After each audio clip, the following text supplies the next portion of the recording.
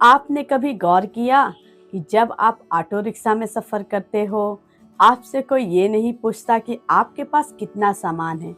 जब आप बस में सफ़र करते हो, तब भी ये सवाल आपसे नहीं किया जाता। जब आप ट्रेन में सफ़र करते हो, तब भी आपके सामान को तौला नहीं जाता। लेकिन जैसे ही आप हवाई जहाज़ में जाने लगते हो, तो सफ़र के पहले ये देखा जाता है कि आप कितने वज़न के साथ आ रहे हो, क्योंकि बोझ लेकर बहुत ज़्यादा वज़न लेकर ऊपर उड़ा नहीं जा सकता। और इसलिए आप भी ये ख्याल रखते हो, जो सबसे ज़रूरी चीज़ें हैं बस उन्हें ही साथ लेके जाया जाए, बाकी बेकार चीज़ें नीचे ज़मीन पर छोड़ दिया जाए।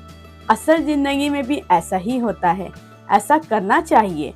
हम सारा बोझ लेकर लोगों की बातों का, रिश्तों का, अपने अतीत के बहानों का, बुरी आदतों का बोझ लेकर कभी ऊंचा नहीं उड़ सकते।